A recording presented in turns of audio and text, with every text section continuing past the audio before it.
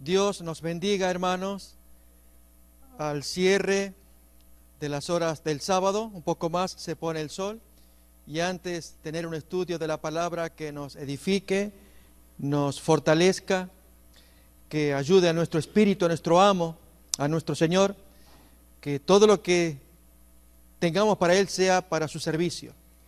El estudio, mis hermanos, que quiero compartir se titula Jesús, nuestro alimento. ¿Y de qué trata? ¿Cómo fortalecernos en los tiempos que vivimos actualmente de tentación y prueba? Algunos de nosotros probablemente esté atravesando situaciones muy difíciles. Y Dios conoce nuestros corazones, y Él nos puede ayudar, y nos quiere fortalecer. Pero para ello tenemos que mirar en la palabra de Dios a nuestro Señor Jesús, que nos edifica, que nos fortalece. Quiero compartir, para iniciar, una noticia que una hermana me envió el día de ayer, y nos conmovió a todos, porque, hermanos, creo que no estamos preparados para escuchar. O sea, hay cosas que ocurren, pero hay noticias que quizás pueden llamarnos la atención. Esta hermana, que reside en Texas, envió un video que está colgado en el YouTube. Conté anoche que no lo pude ver del todo, pero el título llamó la atención, y mientras lo miraré en otro momento, quisiera ver lo esencial del título. Pastor adventista pagado o asalariado entregará las credenciales, no aguanta la apostasía.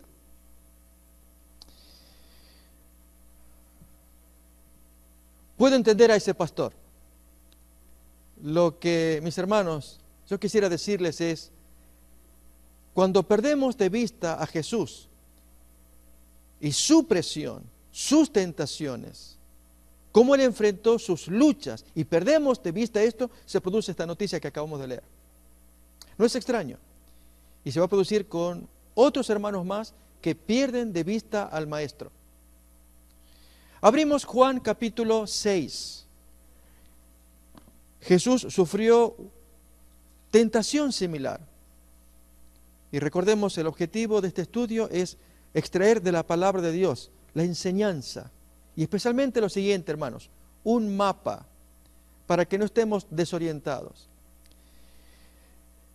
Quiero decirles, hermanos, que nos gozamos aquí en el satélite al producir panorama histórico del cristianismo. 23 temas fueron dedicados solamente a la historicidad de Jesús. Los temas que siguen tienen que ver con lo que viene posterior, Hechos de los Apóstoles y demás. De esos temas hay uno que quiero resaltar: la cronología de los mensajes y hechos de Jesús. Es un tema reciente. Hay una parte, hermanos, que yo al leer el texto ahora, yo lo había leído tantas veces e incluso anotado tantas veces, la parte que voy a leer ahora, y ahora le encuentro más sentido, por lo cual no entiendo lo que puedo entender a este hombre, pero lógicamente mi propósito, hermanos, es decirles a ustedes que cuando no tenemos mapa estamos desorientados. ¿Cuál es el texto? Juan capítulo 6, desde el versículo 1.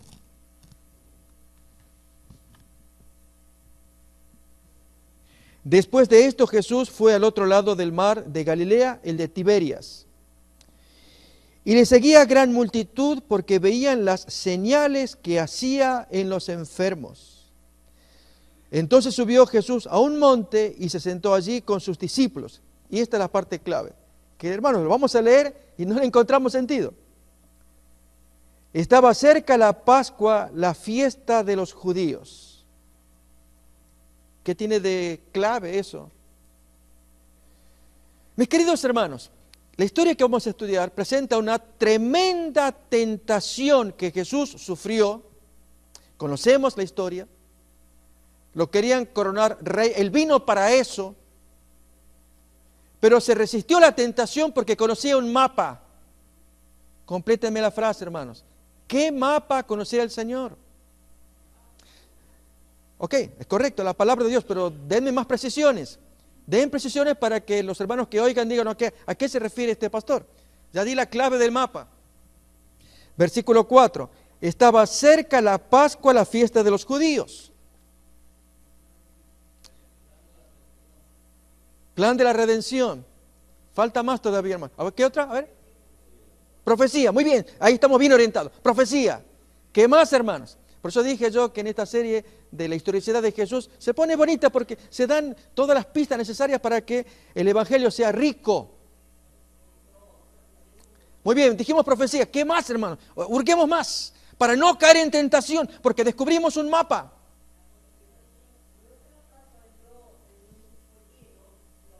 Ok, estamos bien, la hermana ya mencionó la Pascua del Pollino, pero no es esa Pascua, sino la del año siguiente. Entonces, complétenme los números ustedes. Si decimos que fue en la Pascua del año siguiente, ¿y Jesús murió en qué año? 31, Pascua del año 31, o sea, el mes de abril del año 31. ¿Esto cuándo se produjo?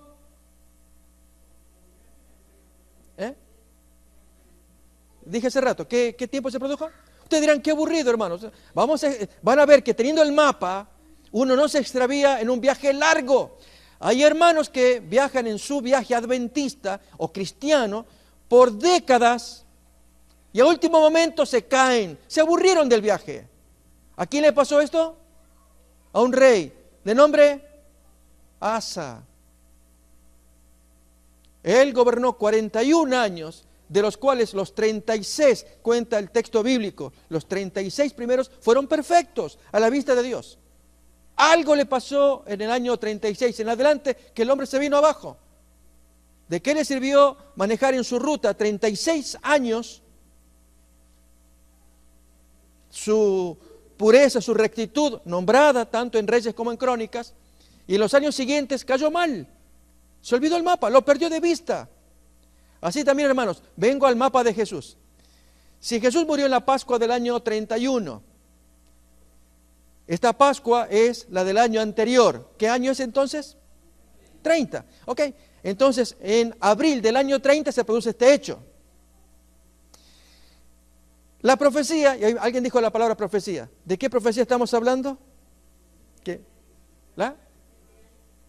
Pero profecía bíblica y números también. Muy bien, así, hermano, directo, así, 70 semanas. La 70ª semana me dice que a Jesús le dijo que, muy bien, a la mitad de la semana, en octubre del año 27, comienza su viaje de 3 años y medio. Octubre del año 27. Allí fue su ungimiento de Mesías. Y entonces comienza su recorrido con el vehículo. Faltando un año, él no puede caer en tentación porque conoce la profecía. Pero mi hermano pastor, en el testimonio que, reitero, no lo pude ayer, mientras viajaba, recibí una llamada telefónica y no pude completar lo que se contó. Pero ya la esencia, uno sabe si el título lo dice así. El hombre renuncia, deja las credenciales porque no aguanta la apostasía en su iglesia.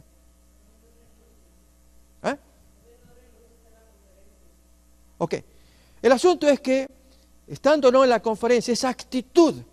Mis hermanos, Jesús podría haber dicho, de aquí a un año falta para el cumplimiento de Daniel 9, de las 70 semanas de la profecía.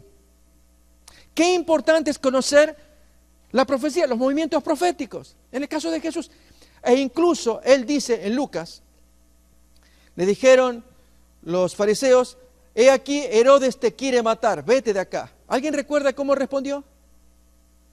Díganle a esa, ¿qué más? A esa zorra. Díganle, astuto, taimado Herodes Antipas, díganle a esa zorra que yo me quedo hoy, mañana y pasado mañana, haré mi obra. Jesús conocía la profecía, hermano, no le tenía miedo. Pero llegado el tiempo de la siguiente Pascua, ¿cómo cambian las cosas? Cuando, reuniendo a sus discípulos, les dice, mi alma está angustiada, ¿qué más? Hasta... Oh, hermanos, cambian las cosas. Ya sabe que ya no puede pasar más allá de ahí. Mis hermanos, tener conocimiento de la palabra de Dios es fundamental. Eso le pasó a Jesús, la experiencia personal de él. Esa tiene que ser la nuestra. Por lo tanto, viendo apostasías, aunque retenga las credenciales o lo que fuera, viendo apostasías, hermanos, vamos a continuar adelante, porque el Señor tiene que triunfar porque nos dio una profecía. La de los 144,000, que van a brillar, van a tocar arpas. Y Dios quiere que todos entren allí. Pero hay hermanos que van a quedar a mitad de camino. ¿Por qué? Compléteme la frase. ¿Qué les pasó? Descuidaron el mapa. El mapa. Perdieron el mapa. Perdieron el rumbo. Bien, bien. Gracias, mis hermanos. Ya vamos entendiéndonos. En consecuencia, Jesús, sabiendo que le faltaba un año más, conociendo Daniel capítulo 9, las 70 semanas, la 70ª semana, a la mitad de la semana, hermanos, el Señor sabía, enfrenta una muy grave tentación, que es la que vamos a estudiar ahora, y se convierte en nuestro alimento. En ese sentido, mis hermanos, Jesús nos enseña todo para que nos mantengamos firmes. Abramos el mapa, estudiemos la palabra, conozcamos los tiempos proféticos, de modo que nos mantengamos, aunque se vayan apagando estrellas, luces a nuestro alrededor. Otra vez, a ver si encontramos más sentido a ese versículo. Leemos de nuevo. San Juan capítulo 6, versículo 1. Después de esto, Jesús fue al otro lado del mar de Galilea, el de Tiberias, y le seguía gran multitud, porque veían las señales que hacía en los enfermos. Entonces Jesús subió a un monte y se sentó allí con sus discípulos. Y estaba cerca la Pascua, la fiesta de los judíos, primavera del año 30. Cuando alzó Jesús los ojos y vio que había venido a él gran multitud, le dice a Felipe: ¿de dónde compraremos pan para que coman estos? Pero esto decía para probarlo, porque él sabía lo que había de hacer. Asumamos, hermanos, que el Señor tiene su derecho a ejercer una prueba en cada uno de nosotros, para ver dónde estamos. Al probar a Felipe, en la forma en cómo él iba a reaccionar, demostraría el grado de comprensión que Felipe tenía hacia su maestro, hacia las necesidades, hacia sus compañeros. Y él le pregunta: Felipe, ¿qué hacemos con tanta gente? ¿Cuál hubiera sido la respuesta, hermanos, si hubiéramos estado en la misma circunstancia? O sea, la respuesta seguramente me la vas a dar correcta, pero aplícala después a tu vida privada. Otra vez la pregunta: a ver, Rosita, a ver, José, a ver, Celia, ¿qué hacemos con tanta gente? ¿Cuál sería la respuesta adecuada? No, la respuesta es nuestra. A la pregunta la hace el maestro. Nosotros tenemos que contestarle. Si me dice Celia, ¿qué hacemos con tanta gente? ¿Cómo los alimentamos?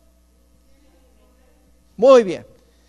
Tú tienes el poder, tú sabes la respuesta, Señor. ¿Sí? Hermanos, así contestemos cada vez que tengamos pruebas. ¿Cuántas veces cuando hay situaciones dramáticas, ¿y ahora qué hago? Señor, tú lo sabes. Yo no sé. Tú tienes el poder, tú tienes la sabiduría, tú sabes qué es lo que tiene que pasar. Yo no sé, pero guíame para no cometer errores. En fin, respuestas que podemos escribir. Pero aquí, hermanos, ¿qué hizo Felipe? El texto dice que se lo hizo para probarlo. Bien, Felipe buscó ayuda humana. Versículo 7, Felipe le respondió: 200 denarios de pan no bastarían para que cada uno de ellos tomase un poco. ¿Qué indicó esto? Que Felipe averiguó, ¿dónde? Con Judas. Preguntó a la tesorería cuánto dinero había y Judas pues le dijo: hay 200 denarios para poder comprar algo para esa gente. Entonces, como corrió la noticia entre todos los amigos, otro más, Andrés, hermano de Simón Pedro, él dice, versículo 9 ahora: aquí hay un muchacho que tiene 5 panes de cebada y 2 pececillos, pero ¿qué es esto para tantos? Fíjense, hermanos, Andrés trajo la solución. Aquí hay un jovencito que tiene tantos panes, tantos peces. Esa era la solución. Pero agregó un comentario que hizo después, que lo arruinó todo. ¿Se entiende? Así actuamos nosotros, hermanos. ¿Cuántas veces la solución está a la mano, pero por un comentario, una frase, algo que decimos, especialmente cuando lo emitimos a gente que nos rodea, y se convierte en tinieblas para los que nos rodean, lo arruinamos? Eso muestra la falta de fe. ¿Qué es esto para tantos? Y especialmente, hermanos, los comentarios que hacían, Jesús lo permitía para ver qué había en ellos, qué sentían ellos respecto de su maestro. ¿Lo reconocían como el Cristo? Acuérdense que esa fue la pregunta de Jesús, según Mateo capítulo 16. Él sabía qué opinaba la gente. ¿Qué dice la gente de mí? A él no le interesa tanto ¿qué opinan ustedes? Esa fue la siguiente pregunta. ¿Y ustedes qué dicen de mí? Mis hermanos, ¿qué opinión tenemos de nuestro líder? ¿Él te sostiene? A veces decimos que sí, hermanos, y lógicamente lo decimos de corazón, pero con los hechos no lo demostramos. Un ejemplo. Vamos a ver, hermanos, para mí es una de las tentaciones muy fuertes que Jesús recibe después de haber hecho el milagro. Lo quieren coronar rey. Quedaron pasmados. Leamos la historia.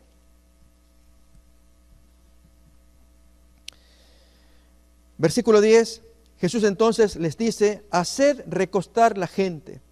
Y había mucha hierba en aquel lugar y se recostaron como en número 5,000 varones. Tomó Jesús aquellos panes y habiendo dado gracias, los repartió entre los discípulos y los discípulos entre los que estaban recostados. Asimismo de los peces, cuánto querían. Y cuando se hubieron saciado, dijo a sus discípulos, recoged los pedazos que sobraron para que no se pierda nada. Recogieron pues y llenaron 12 cestas de pedazos que de los 5 panes de cebada sobraron a los que habían comido. Aquellos hombres entonces, viendo la señal que Jesús había hecho, dijeron, verdaderamente este es el profeta que debía venir al mundo. ¿Dónde aparece eso, hermanos? Es un cumplimiento de una profecía. Abrimos Deuteronomio capítulo 18. Dios lo había prometido a Moisés que aparecería el tal profeta y ahora esta gente conmovida pues manifiesta esa expresión. Deuteronomio 18, versículo 18. Profeta les levantaré de en medio de sus hermanos como tú y pondré mis palabras en su boca y él les hablará todo lo que yo le mandare. Dios estaba cumpliendo. Se apareció un profeta. Este es el gran profeta. Pero miren lo que sigue, versículo 15. Pero entendiendo Jesús que iban a venir para apoderarse de él y hacerlo rey, ¿qué pasó?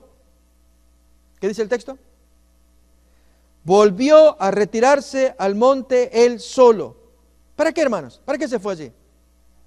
¿Para qué? A ver si es cierto. Abramos en Mateo capítulo 14, please.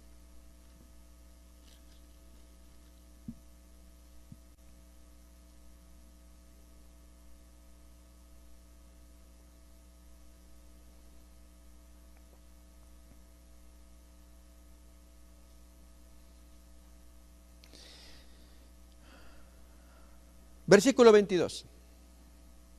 Podemos leer el 21 para mirar el contexto también. Y los que comieron fueron como 5,000 hombres, sin contar las mujeres y los niños. Habla del mismo evento. Miren lo que viene. Enseguida Jesús hizo a sus discípulos entrar en la barca e ir delante de él a la otra ribera, entre tanto que él despedía a la multitud. A ver, hermanos, unamos los dos textos. El de Juan capítulo 6 y Mateo 14. Cuando la gente entendió cómo se había producido el milagro, pues corrió la noticia por todos lados. ¿Y de dónde apareció la comida? Pues Jesús dio la bendición y comenzó a reproducirse. Y había canastos y recogimos la comida y se multiplicaba. Pero fue así, imagínense, hermanos, todos emocionados. Este es el profeta de Deuteronomio 18. Él tiene que ser rey. Y hermanos, vinieron todos para como prender a Jesús. Él es el rey. ¿Qué hizo el maestro? Ese es el punto, hermano. Todavía no era el tiempo, faltaba un año. Mis hermanos, si conocemos los tiempos de Dios, las profecías que Él nos da, y esta profecía que se habló hace un tiempo atrás, el mensaje de los 3 ángeles, la gran predicación del fuerte pregón, cuántas cosas bellas para el pueblo de Dios predichas en Apocalipsis. Es un tiempo futuro y cercano a la vez. Tiempos gloriosos para Dios en que levanta a su pueblo y hace que se prediquen las cosas predichas en la Biblia. Pero algunos, por error, por cansancio, nos dormimos, nos descuidamos. Dejamos de leer la palabra de Dios y nos enredamos en tentaciones? Nos confundimos. Y en esa tentación, en esa confusión, hermanos, nos enredamos de tal manera que traemos oprobio. Y cuando oímos, pero ¿de veras que le pasó eso al tal hermano o hermana? Increíble. Y expresiones. Porque, hermanos, perdimos de vista. En el caso de Jesús, hermanos, imagínense la escena. Despedirlos a todos. Primeramente a sus amigos. Ustedes, tomen el barco. Maestro, pero tomen el barco. Váyanse rápido. Y, hermanos, yo me imagino a sus discípulos reluctantes. En fin, negativos. Pero están queriendo hacerlo rey, lo que todos queremos. Ese es el rey, ese es el rey. Háganme caso, váyanse todos, ustedes, rápidamente. Pero maestro, los amigos ahí, váyanse, les dije. Y se fueron. Y ahora sí enfrentarse a toda la gente. Y él con autoridad, se van todos, váyanse todos. Pero váyanse. Y hermanos, cuando los despidió contra la voluntad de la gente, el punto es, dice el texto que subió a hacer ¿qué? Mateo 14 cuenta. Y cada vez que tengamos tentaciones, hermanos, apliquemos. Ese es el ejemplo de Jesús. Él es tan humano como tú y yo. Él es Dios, pero humano. Pero a la vez, hermanos, obtuvo victoria porque puso en práctica lo que Él enseñó. ¿Y qué fue? Orar. Miren capítulo 14, versículo 22. Enseguida Jesús hizo a sus discípulos entrar en la barca e ir delante de Él a la otra ribera, entre tanto que Él despedía a la multitud. Despedida la multitud, subió al monte a orar aparte. Y cuando llegó la noche, estaba allí solo. Sí, hermanos, pasar horas. Era una tentación. Pero a la vez, ¿cómo hacer entender a la gente que se llevan por los panes y peces? Así es como, vamos otra vez al texto de Juan, capítulo 6. Versículo 2. Que le seguía gran multitud porque veían las señales que hacía entre los enfermos. La actitud de la gente, cómo corregir. Que Él hizo un milagro para alimentarles su necesidad, probaba que Él era divino, traía poder de lo alto, pero que la gente entendiera más lo que Él quería enseñar. Y entonces viene la siguiente historia, también contenida en Juan capítulo 6. Vamos pues. Juan 6, versículo 16 en adelante. Al anochecer descendieron sus discípulos al mar y entrando en una barca iban cruzando el mar hacia Capernaum. Estaba ya oscuro y Jesús no había venido a ellos. Y se levantaba el mar con un gran viento que soplaba. Cuando habían remado como 25 o 30 estadios, vieron a Jesús que andaba sobre el mar y se acercaba a la barca y tuvieron miedo. Mas Él les dice, yo soy, no temáis. Ellos entonces con gusto lo recibieron en la barca, la cual llegó enseguida a la tierra donde iba al otro extremo. Y no había más barcas. En la mañana, recuerden que esto fue de noche, temprano en la mañana, versículo 22. La gente que estaba al otro lado del mar, en el lugar original, vio que no había habido allí más que una sola barca, la de los amigos de Jesús, y que Jesús no había entrado en ella con sus discípulos, que los discípulos ya se iban de camino mientras Jesús despedía a la gente, sino que estos habían ido solos, los discípulos. Pero otras barcas habían arribado de Tiberias junto al lugar donde habían comido el pan después de haber dado gracias al Señor. Cuando vio pues la gente que Jesús no estaba allí, ni sus discípulos, entraron en las barcas y fueron al otro extremo, a Capernaum, buscando a Jesús, y ahí lo hallaron. Y ahí la pregunta, ¿cuándo llegaste acá? ¿Cómo hiciste? Porque la orden fue terminante. Ustedes váyanse, no vuelvan, váyanse, déjenme solos, váyanse. Todos escucharon la gente. ¿Cómo hiciste para llegar acá? ¿Cómo fue, hermanos? ¿Alguien recuerda? ¿Cómo? Caminando en las aguas. Hermosa historia, hermano. Pero faltaba algo más. Versículo 26. De cierto os digo que me buscáis, no porque habéis visto las señales, sino porque comisteis el pan y os saciasteis. Trabajad no por la comida que perece, sino por la comida que a vida eterna permanece, la cual el Hijo del Hombre os dará, porque a este señaló Dios el Padre. Ellos preguntan, ¿y qué debemos hacer para poner en práctica las obras de Dios? Jesús responde, esta es la obra de Dios, que creáis en el que Él ha enviado. Y a la pregunta, ¿qué señal pues haces para que veamos y te creamos? ¿Qué obra haces? Acabamos de presenciar el milagro, hermanos, tremendo de la multiplicación de los panes y todavía estaban incrédulos. Jesús tenía razón, lo buscaban por otros motivos. Y ese entusiasmo del momento, es rey porque vimos el milagro, es rey. Pero hermanos, no creían adentro en su corazón, no habían atesorado que Jesús fuera el Mesías. Nos puede pasar a algunos de nosotros que el impacto de la fe sea momentáneo. Anoche, hermano, fue un momento emotivo. Yo me gocé en la exposición del tema, en la reacción de los hermanos. Algo precioso fue. Pero hermanos, los seres humanos somos tan volátiles o volubles. Nos emocionamos hoy, mañana pues ya no. Y el Señor conoce esto. Entonces Jesús les dice a ellos, muy claramente, ustedes trabajen por algo que permanece permanentemente. Y entonces va a contar el siguiente ejemplo, que es el que vamos a adentrarnos más. Voy a invitar a que leamos desde el versículo 48 en adelante. El milagro de la multiplicación de los panes fue la ilustración para enseñar algo más profundo que Jesús hacía. Recordemos que esa fue una tónica de parte del maestro. Aprovechar una circunstancia que ocurría para dejar una lección, de modo que quedara indeleble en la memoria, por la circunstancia que habían vivido, la lección que él les quería enseñar. Así pasó con la fiesta de la dedicación o fiesta de las luces de Juan capítulo 10. Y él enfatiza el tema de que yo soy la luz del mundo. En este caso, la comida que habían comido el día anterior, ahora de ahí saca una lección. ¿Quieren pan? Hay un pan que nunca se acaba. Es lo que Jesús está diciendo. Busquen ese pan. Versículo 48, yo soy el pan de vida. Vuestros padres comieron el maná en el desierto y murieron. Este es el pan que desciende del cielo, así como el maná bajaba del cielo, para que el que come de él no muera. Yo soy el pan vivo que descendió del cielo, como el maná bajó del cielo.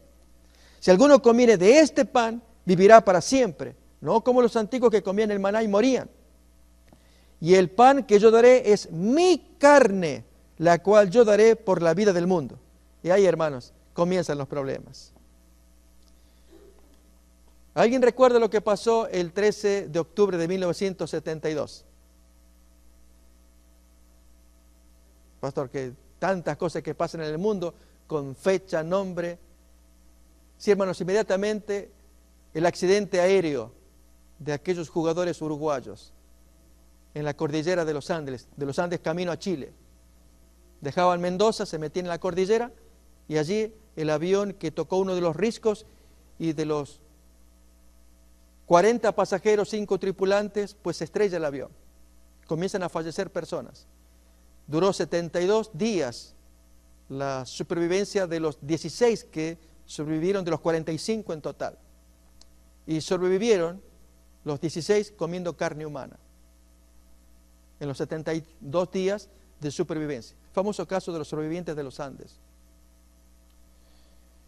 Mis hermanos, cuando Jesús dice, tienen que comer mi carne, lógicamente que Jesús se exprese de esta manera, y uno evoca ese evento histórico, 13 de octubre de 1972.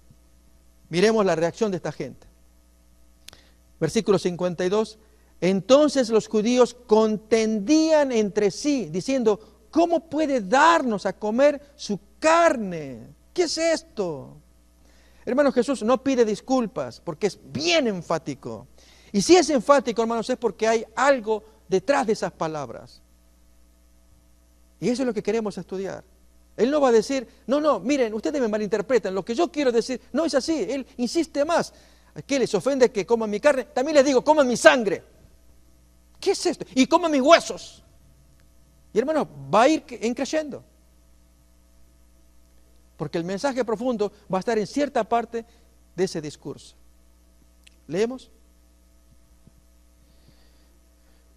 53. De cierto os digo, si no coméis la carne del Hijo del Hombre y bebéis su sangre, no tenéis vida en vosotros. El que come mi carne y bebe mi sangre, tiene vida eterna, y yo lo resucitaré en el día postrero. Porque mi carne es verdadera comida y mi sangre es verdadera bebida. El que come mi carne y bebe mi sangre, en mí permanece y yo en él. Como me envió el Padre viviente y yo vivo por el Padre, asimismo el que me come, él también vivirá por mí. Pregunto, hermanos, ¿es enfático? ¿Hay lugar a alguna duda? Lo que Jesús dice claramente es que hay que comerlo. 58. Este es el pan que descendió del cielo, no como vuestros padres comieron el otro pan que bajó del cielo, el maná, y murieron. El que come de este pan vivirá eternamente. Estas cosas dijo en la sinagoga, enseñando en Capernaum. Al oírlas, muchos de sus simpatizantes, de sus discípulos, dijeron: dura es esta palabra, ¿quién la puede oír? ¿Quién puede aguantar este discurso? Yo no puedo, ya me cansé. Saben, hermanos, que hasta el presente todavía sigue la controversia de si era correcto o no que aquellos jóvenes hicieran lo que hicieron. Y no es el caso acá hablar a favor o en contra de la antropofagia, comer carne humana, en caso extremo, en este caso, de supervivencia. Pero eso ilustra el principio que Jesús está poniendo acá y el escándalo que produce. Mis hermanos, hasta el cansancio Jesús querría enseñar algo tan importante, que hay que comerlo, beberlo, de otro modo no hay vida. Y ya hemos comido algo de la historia anterior, del día anterior. ¿Qué fue? ¿Alguien se imagina qué puede ser?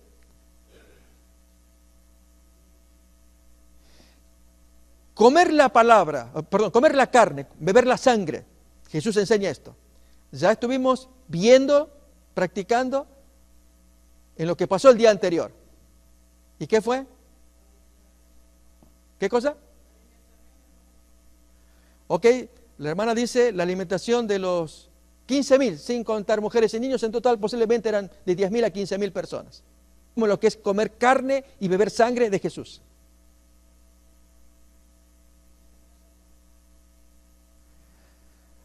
Lo que hay que hacer frente a una, ¿qué más? Tentación. Hermanos, exactamente igual lo que hizo Jesús. Eso es comerle a Él, beberle a Él, hacer exactamente lo que hizo Jesús. Y frente a una tentación, en lugar de correrla, atravesarla,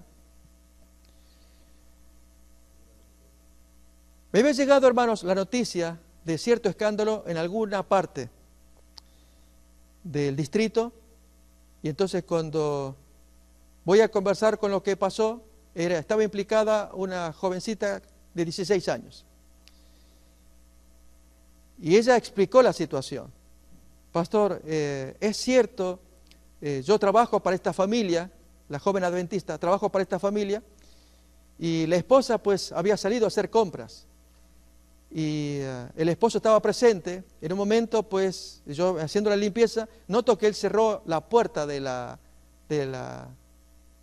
habitación. Yo dije, ¿por qué la cerró? Me quedé así pensando.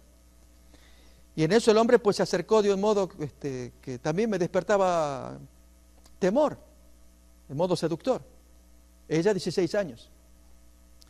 Y entonces, queriendo llevar adelante la situación, la mujer estaba la jovencita como paralizada. En eso llega la esposa, que se había olvidado de algo.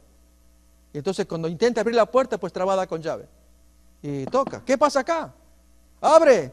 Y el hombre pues rápidamente como pudo allí, abre, y la mujer se ofendió. ¿Por qué cerraste la puerta? Imagínense todo el resto. Y un escándalo en ese pueblo pequeño. Pues cuando hablo con la joven, mis hermanos, ella no fue clara en la explicación. Es que yo quería saber hasta dónde él iba a llegar. No estaba segura. tú sabes que era peligroso. Si Él cerró la puerta, tú tenías el derecho de decir por qué cerró la puerta e inmediatamente pedir explicaciones e irte. Sí, pastor, pero yo no estaba segura y me quedé así. Bueno, está bien, no tiene mucha experiencia, 16 años. Pero en aquellos que somos más adultos, hermanos, algunos no actuamos como Jesús, sino que hacemos ¿qué? Vamos a ver. O sea, yo estoy escuchando, pero quiero ver a dónde me lleva esto o a dónde conduce todo esto. Y seguimos el juego. Y la persona sigue hablando o actuando y nosotros contestando. ¿Se entiende, hermanos?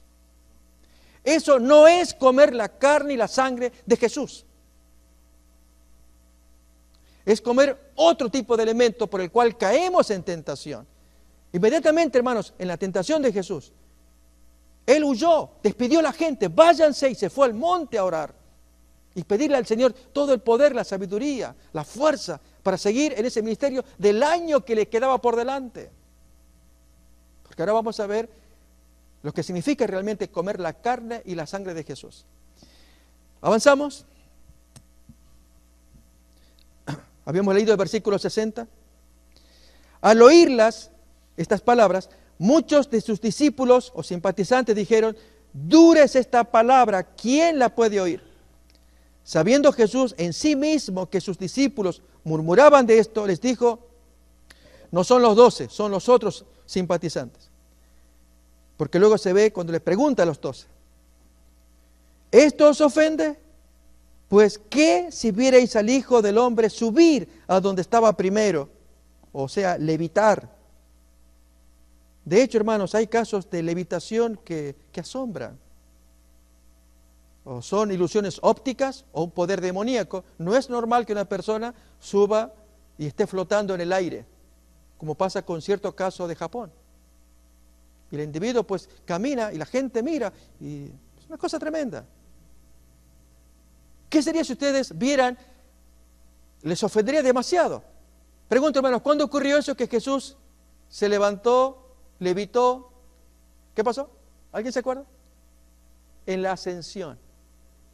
Pero esta gente, hermanos, no pudo presenciar, excepto los 500, que por fe fueron y amaban al Maestro también. Pero quien no ama al Maestro no tiene ese privilegio de presenciar semejante escena. ¿Qué sería si ustedes vieran subir al Hijo del Hombre, a donde estaba primero? Y ahora la explicación entonces de comer la carne y beber la sangre. El Espíritu es el que da vida, la carne para nada aprovecha. Las palabras que yo os he hablado son espíritu y son vida. Hermanos, agreguemos a la expresión palabras. ¿Alguien se anima a agregar otra expresión para darle fuerza a la frase que Jesús nos quiere enseñar? La carne para nada aprovecha. Las palabras, ¿y qué más? Las palabras y algo más son vida, no la carne, no es mi carne, son mis palabras y mis hechos, mis acciones. Eso es lo que hay que comer. Todo lo que yo enseño, todo lo que yo hago, ustedes cómanlo porque la carne, y hermanos, de eso trata Jesús. Comer la carne, beber la sangre de Jesús es comer todo lo que Jesús hizo, sus palabras y sus acciones. Quiero leer, hermanos, la cita del Espíritu de Profecía que relacionada con este caso, vamos a mirarla, que dice así: está en el deseo de todas las gentes, página 353. Comer la carne y beber la sangre de Cristo es recibirle como Salvador personal, creyendo que perdona nuestros pecados y que somos completos en Él. Contemplando su amor y espaciándonos en Él, absorbiéndolo, es como llegamos a participar de su naturaleza. Lo que es el alimento para el cuerpo debe serlo Cristo para el alma. El alimento no puede beneficiarnos a menos que lo comamos, a menos que llegue a ser parte de nuestro ser. Tanto las palabras de Jesús como sus acciones. Así también Cristo no tiene valor para nosotros si no le conocemos como Salvador personal. Un conocimiento teórico no nos beneficiará. Debemos alimentarnos de Él, recibirlo en el corazón, de tal manera que su vida llegue a ser nuestra vida. Debemos asimilarnos su amor y su gracia. Comer las palabras de Jesús, vivir las acciones de Jesús. Hago la pregunta otra vez. ¿Qué pasó en el día anterior que hizo Jesús o que habló Jesús que sean alimento para nosotros hoy? ¿Qué pasó? ¿Qué ejemplo hay? Su lucha en la tentación y su victoria. Ese es un ejemplo. Tal como el maestro vivió su tentación, su victoria, apartándose, despidiendo a la gente y apartándose para oración, así también nosotros. Hermanos, esto es comer a Jesús, es beber su sangre, es imitarle, practicar sus enseñanzas, vivir sus acciones. Si no comemos esto, si no bebemos esto, no hay vida en nosotros. ¿Entendemos esto? Concluyo, hermanos, con una cita adicional.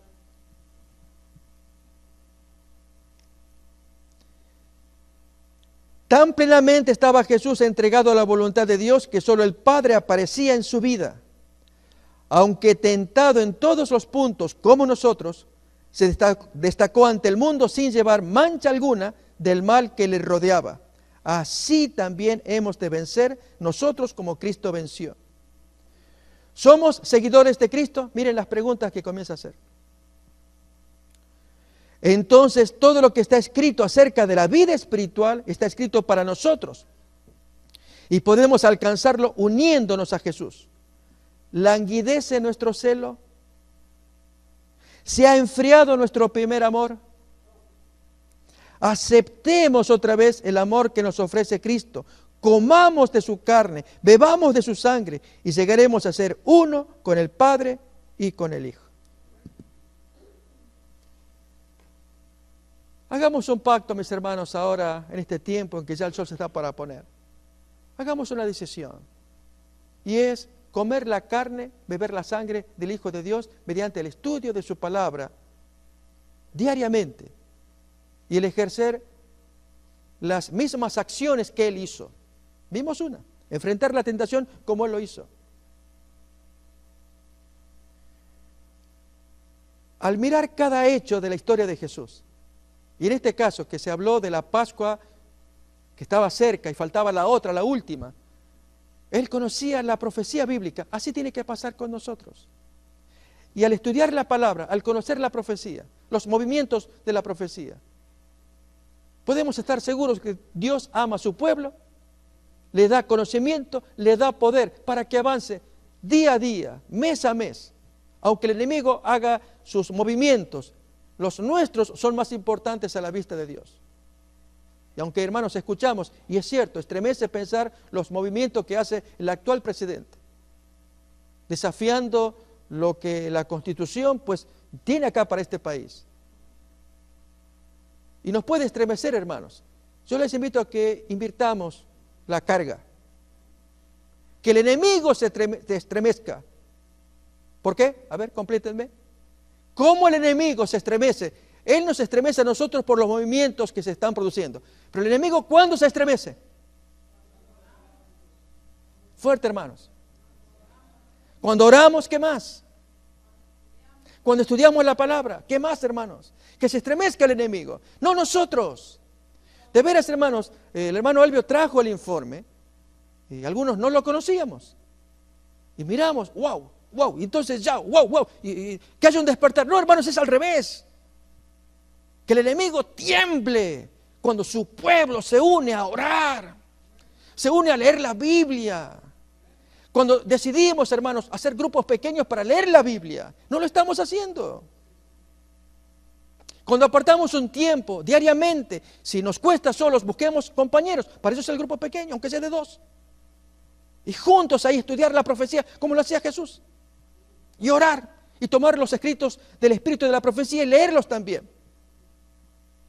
Hagamos esto, hermanos, y que tiemble el enemigo porque el pueblo se despertó.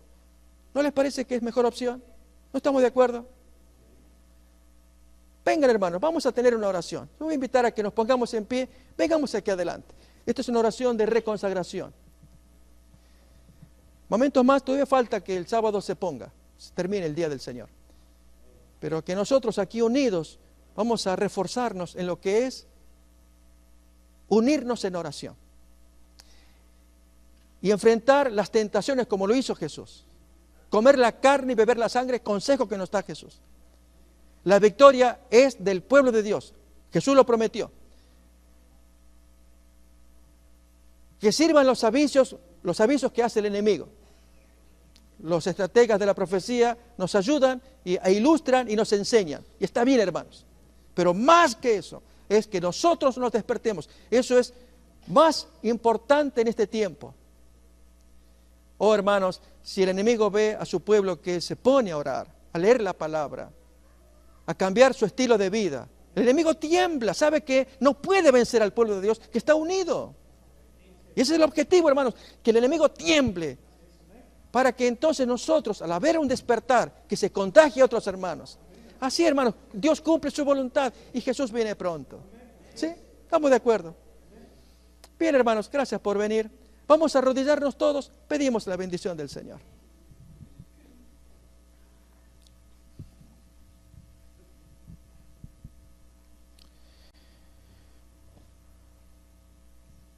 Querido Padre que estás en el cielo, queremos darte gracias por el estudio de la palabra de Dios. Gracias por estas lecciones del Maestro, que conociendo perfectamente los tiempos proféticos, todavía no había llegado su hora. Sin embargo, se animó a dar semejante lección a aquella gente que venían por los panes y los peces. Aunque muchos de esos simpatizantes se escandalizaron, Jesús continúa adelante con la enseñanza, muy firme y enfático, que debía comerse la carne de Él y beberse la sangre de Él. Esto es, sus palabras y aún sus acciones.